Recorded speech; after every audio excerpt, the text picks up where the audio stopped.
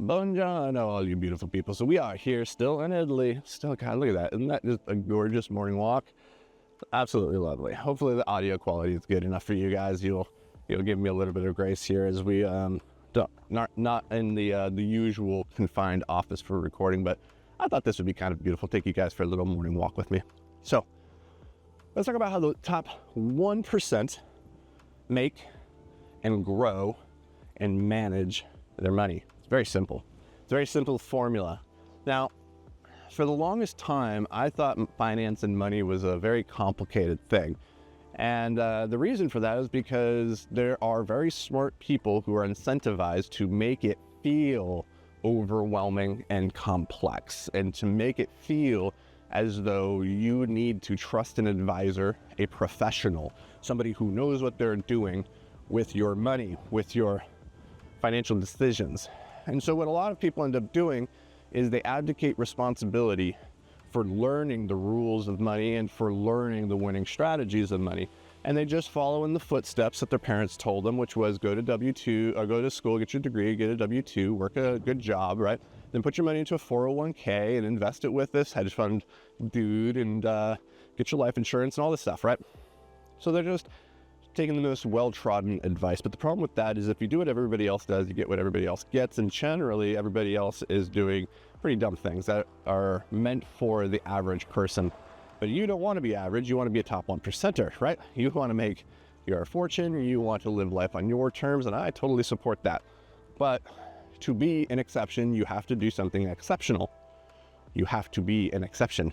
You have to do something different than what most others are doing. So what is it that the 1% are doing, and how can we emulate this? I'm going to keep it real simple. I'm going to give you the winning strategy that I've seen both in my own personal life to build a multiple 7-figure net worth, and I've seen countless times now, and just having the honor of being around some like way bigger hitters, people who are, you know, high 9 figures, 10 figures of net worth, seeing how they played the game. And I've just been a student of this ever since I was back in that van, $80,000 in debt, and being like, I am tired of playing the game and losing like this. I want to win this thing. I'm tired of feeling the stress and anxiety every time I fill up the van with gas, wondering is it gonna overdraft or not. So here's the simple strategy. It's very simple. You have to have it's a 2-part strategy. Strategy number 1 is you have to learn how to make the money. Strategy number 2 is you have to learn how to manage the money. The making the money, this is the part that a lot of people never figure out. And they jump straight to trying to manage their money. And they start worrying, like they're working their W-2, they're making $75,000, $80,000 a year. And they're wondering, like, how do I manage this money effectively? And they're looking at in different investment vehicles, and they get really deep into the weeds of investing. Because you've heard if you don't invest, then you're going to die poor. Or like Warren Buffett said, if you can't find a way to make money in your sleep, you're gonna work till you're dead. And the way that you make your money work for you is by investing it. But the problem is investing only really works under 2 circumstances. Number 1 is if you have a large sum of money that can earn interest, and that's meaningful then. So if you wanted to have enough money to comfortably finance your lifestyle, if you're making $50,000, $60,000 a year, if that's how much you're making or putting out in expenses, you're going to need a solid, $1 million, $1.5 million, kicking off like a 5-7% interest rate for you to be able to hit those numbers. So that's a not inconsequential chunk of change, right? Almost got hit by a car there. Italy is going to be the death of me. So that's not an insignificant chunk of change. So that's problem number 1. Is to get meaningful outputs of cash, of capital, you got to have a pretty big nest egg working for you. And you're going to have a difficult time accumulating that without the second thing that makes investing effective, which is time. Lots and lots of time. Now, if you're making $50,000 to $80,000 a year and you're putting away a couple $100 every single month, you've heard these stories. If you do this, for 40, 50 years, it's going to compound. You're going to look up and you're going to have a couple $1 million. So that is true. That is definitely true.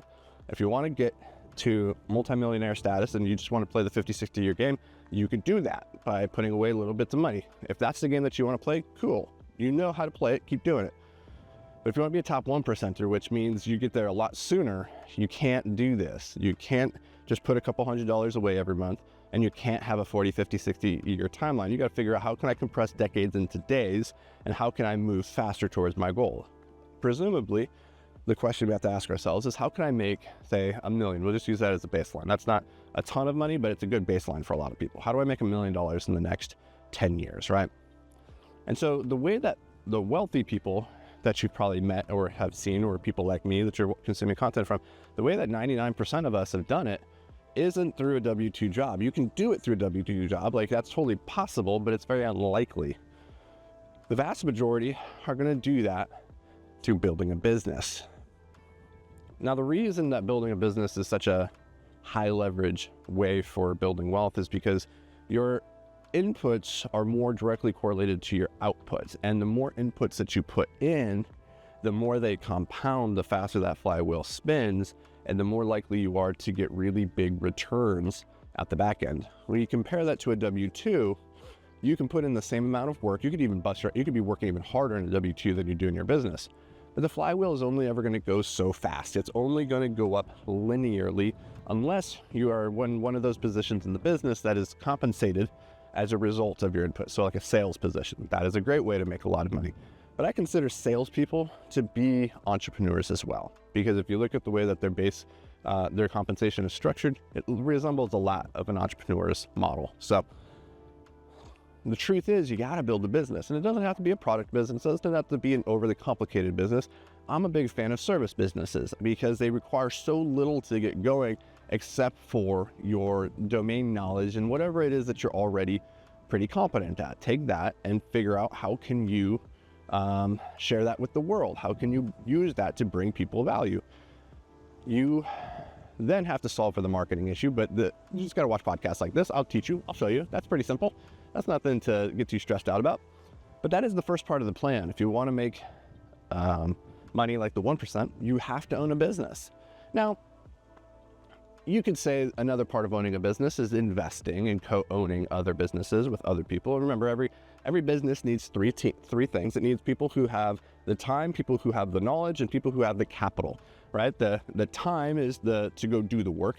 The knowledge is to know what the work that needs to be done should be. And capital is to fund the work until the work can fund itself. That's what you need for any businesses, those three things. I want you to think through, how can you leverage that in your own life, your relationships, to go start a partnership or start a business. And then once you do that, once you've started to make a good bit of money, now we have to solve for the managing the money issue.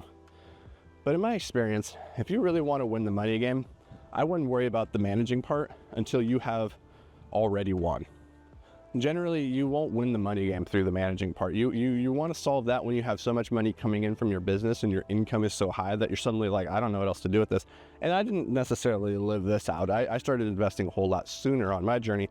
But when I look at like the amount of marginal return that I've gotten from those early day investments, it's not that great.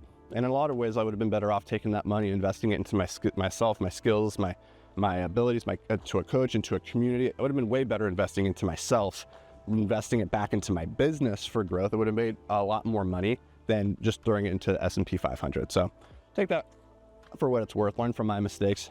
Do what I say, not as I do, so to speak. So that's gonna do it for me, all you beautiful people. I'll see you in the next episode. But until then, ciao, bella.